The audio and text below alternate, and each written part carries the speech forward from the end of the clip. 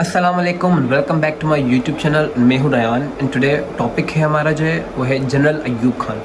तो इससे पहले मैं आपको बताता चलूँ कि मैंने अपने चैनल का कंटेंट चेंज नहीं करा।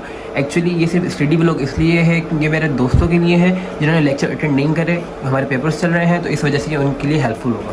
तो thank you so much for the support. And today topic जो हमारा है जनरल अय्यूब खान। इससे पहले हमारी कुछ आउटलाइंस हैं जो कि है फर्स्ट डिकेड ऑफ पाकिस्तान, जो कि मैंने कवर नहीं किया, मैं आपको कवर करवा दूंगा नेक्स्ट में। लेकिन हम बीच में टॉपिक उठा रहे हैं जनरल अय्यूब खान, हम इसकी हिस्ट्री के बारे में पढ़ रहे हैं, ठीक है। इसको मैं दो पार्ट के अंदर बनाऊंगा। जो पहला पार्ट है वो है कि जनरल अय्यूब खान के बारे में हम जानने की कोशिश करते हैं। जो जनरल अय्यूब खान था उसका जो एरा था वो चला था 1958 से लेकर 1969 तक, ठीक है। ये इसका टोटल एरा था हुकूमत का, ठीक है। अच्छा, जो एरा था ना, ये एरा जो इसका एरा है जनरल अय्यूब खान का, इसको हम कहते हैं कि हिस्ट्री का, पाकिस्तान की हिस्ट्री का एक मतलब गोल्डन एरा था। क्यों? क्योंकि इसके अंदर पाकिस्तान इकोनॉमिकली भी डेवलप हुआ था, पॉलिटिकली भी, साइंटिफिकली भी एंड मिलिट्री भी, ठीक है। क्योंकि ये हमारा गोल्डन एरा, इसमें ये डेवलप किया था अय्यूब खान ने। अगर हम अय्यूब खान के बारे में बात करें तो अय्यूब खान जो पैदा हुआ था वो हुआ था 14 मई 1906 या 7 में, ठीक है। रेहाना डिस्ट्रिक्ट, हरीपुर, केपी के खैबर पख्तूनख्वा के डिस्ट्रिक्ट हरीपुर में रेहाना शहर, एक छोटा सा गाँव है, उसमें पैदा हुआ, ठीक है। इसके जो फादर थे ना वो थे मीर दाद तरीन, जिनका नाम था मीर दाद तरीन। असल में इसका जो बैकग्राउंड था ना, फैमिली बैकग्राउंड, वो पहले से ही मिलिट्री वाला था, क्योंकि इसके जो फादर थे वो रिसालेदार मेजर थे मिलिट्री के अंदर। तो इसका जो बैकग्राउंड था वो पहले से ही मिलिट्री वाला था, एक स्ट्रॉन्ग मिलिट्री वाला था। अच्छा, इन्होंने अपनी जो आला तालीम हासिल करी वो कहाँ से करी? अलीगढ़ कॉलेज कौन सा? जो सैयद अहमद खान ने बनाया था। उसके बाद इन्होंने अपनी एडमिशन ले लिया रॉयल मिलिट्री कॉलेज के अंदर, और 2 फरवरी 1928 के अंदर ये इन्होंने कमीशन पास किया, और कमीशन पास किया ही join the British Indian army. इनको ब्रिटिश इंडियन आर्मी के अंदर ज्वाइन कर लिया गया, ठीक है। देन इन 1930 के अंदर ये बन गए लेफ्टिनेंट। देन अच्छा उसके बाद क्या हुई? हमारी वर्ल्ड वॉर 2 स्टार्ट हुई। तो वर्ल्ड वॉर 2 स्टार्ट हुई ना, तो इनको वर्ल्ड वॉर 2 के अंदर ही was appointed as temporary colonel in 1945 के अंदर इनको कर्नल तो बनाया गया, लेकिन टेम्पोररी मतलब वक्तन तौर पर बनाया गया। आफ्टर डेट इन 1947 के अंदर ये बन गए फर्स्ट 1 स्टार ब्रिगेडियर कमांडर, ठीक है। ये था प्री पार्टीशन मतलब पाकिस्तान बनने से पहले। अब बात करते हैं हम पोस्ट पार्टीशन के, ठीक है। तो पोस्ट पार्टीशन जो है वो है 1951 के अंदर ये बन गए फर्स्ट कमांडर चीफ, ठीक है। जब ये फर्स्ट कमांडर चीफ 1951 के अंदर बन गए ना, जनरल बन गए, तो उसके बाद हुआ ये कि एक कंट्रोवर्सी फैल गई।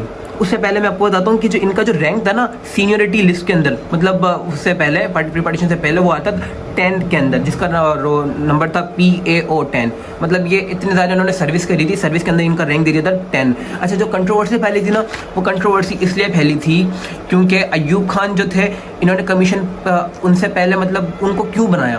क्योंकि उनसे पहले से ही 4 नाम स्ट्रॉन्ग नाम मौजूद थे। वो थे इफ्तिखार खान, NAM रज़ा, अकबर, इस्फाकुल, ठीक है। लेकिन जो इफ्तिखार खान थे ना, वो मर गए थे एयर क्रैश के अंदर मर गए थे। अब बाकी बच्चे ये, इनको भी इन्होंने छोड़ दिया। उसके बाद बच्चे अकबर और इस्फाकुल, ठीक है। अब अकबर और इस्फाकुल में मतलब हमने ज़्यादा कंट्रोवर्सी इसलिए करी क्योंकि अय्यूब खान का जो कमीशन पास किया था उन्होंने किया था 1928 के अंदर, लेकिन इन दोनों ने किया था 1924 के अंदर। तो फिर हमें पहले वाले को बनाना चाहिए था, लेकिन हमने अब बाद वाले को बनाया। बाद वाले को हमने किस लिए बनाया?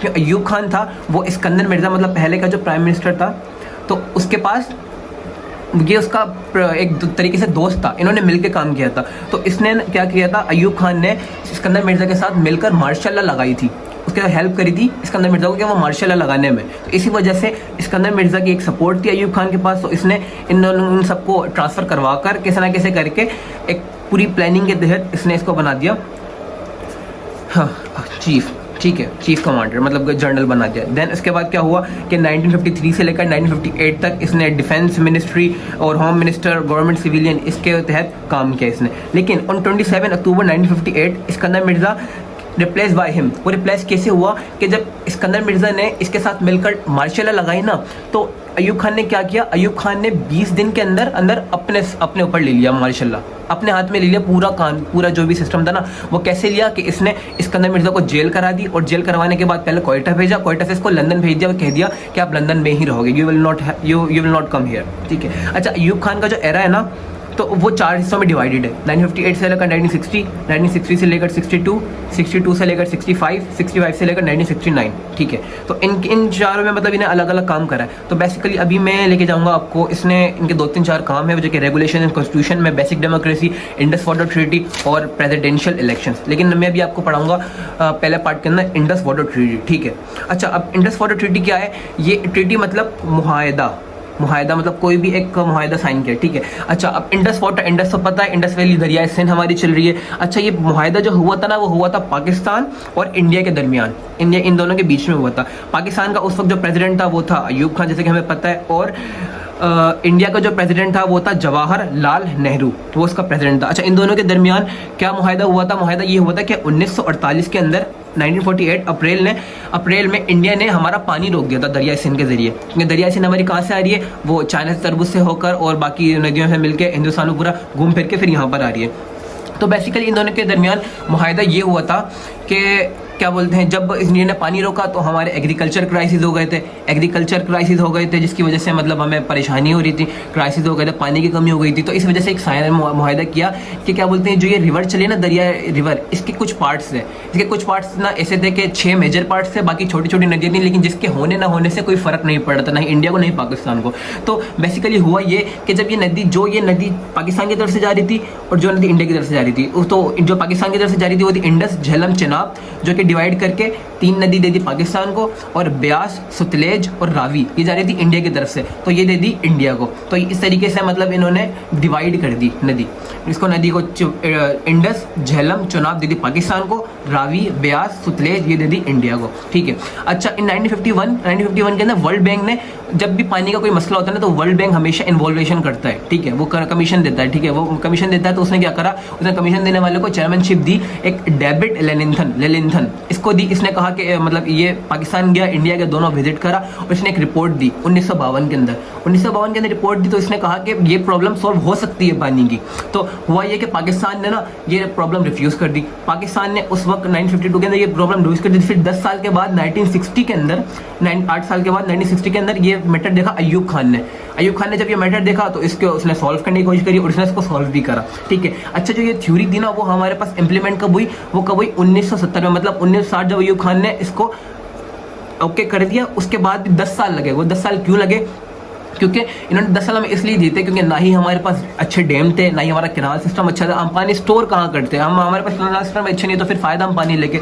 तो बेसिकली तो इसने अयूब खान का एरा हम गोल्डन एरा इसी वजह से कहते हैं। एग्रीकल्चर भी इसी वजह से बढ़ा था क्योंकि उसने डैम्स वगैरह बनवाए थे, उसने कैनाल सिस्टम अच्छा करवाया था। 1970 के अंदर ये वाटर ट्रीटी ये इंप्लीमेंट हो गई थी, तो इसकी वजह से हमारा बहुत ज़्यादा ग्रो हुआ था, ठीक है। अच्छा, ये इंडस वाटर ट्रीटी है ना, ये सबसे सक्सेसफुल पूरी दुनिया में मानी जाती है। वो क्यों मानी जाती है? सक्सेसफुल इस वजह से मानी जाती है कि ट्रीटी 2 तरह की होती है। एक तो होती है कि पार्टीशन ऑफ वाटर, और एक होता है शेयरिंग ऑफ वाटर। जैसे कि चाइना बहुत सारे मुल्कों से शेयरिंग ऑफ वाटर करता है। शेयरिंग ऑफ वाटर ये होता है कि अगर उसके मुल्क के पास पानी खत्म हो गया ना, तो आपकी नदी में से उसको इतना लीटर देना ही पड़ेगा, भले आपके पास भी पानी कम हो या फिर आपने बचा के रखा हो। ये होता है शेयरिंग ऑफ वाटर। लेकिन पार्टीशन ये है कि हमने नदी को डिवाइड कर दिया, 3 इधर दे दी, भाई तुम्हारी 3 नदियों में पानी खत्म हो रहा है, तो हमारा कोई भी इसमें इन्वॉल्वमेंट नहीं होगी, मतलब हम तुम्हें नहीं देंगे, हमारी अलग ही पार्टीशन है। तो ये वाला जो था, इसमें मतलब बहुत ज़्यादा हमारा सक्सेसफुल ट्रीटी थी। और लोगों ने एक दूसरे ने, मतलब इंडिया वालों ने ना जवाहरलाल नेहरू को बहुत ज़्यादा क्रिटिसाइज़ करा, और पाकिस्तान वालों ने अयूब खान को किया कि आपने अपनी 3 नदी उनको क्यों दे दी, जबकि इंडिया वालों ने मतलब 3 नदी अपनी दे दी और पाकिस्तान सोच रहे कि हमने 3 नदी उनको दे दी। तो ये इस पर बहुत क्रिटिसाइज हुआ था। तो बेसिकली मैं पाकिस्तान को बताते चलो कि पाकिस्तान की अभी भी जो डैम की कैपेसिटी है ना, पता है कितनी है? सिर्फ 20 से 30 दिन, ओनली 20 से 30 दिन हम सिर्फ पानी स्टोर कर सकते हैं, उससे ज़्यादा नहीं। इंडिया की है 120, इंडिया 120 दिन तक पानी स्टोर कर सकता है, और अमेरिका की है 850 दिन, मतलब तकरीबन 2.5 साल, और हम सिर्फ 20 से 30 दिन स्टोर कर सकते हैं। हमारा कैनाल सिस्टम इतना ख़राब है, लेकिन ये भी अयूब खान की बदौलत कि उसने डैम्स बनाया, उसने कैनाल सिस्टम अच्छा करा। तो ये था इंडस वाटर ट्रीटी, और मैंने आपको बताया अयूब खान के बारे में। देन नेक्स्ट पार्ट के अंदर मैं आपको बताऊंगा रेगुलेशन एंड कॉन्स्टिट्यूशन और प्रेसिडेंशियल इलेक्शंस और इलेक्शन रिजल्ट, ठीक है। Thank you so much for this and see you soon in the next video.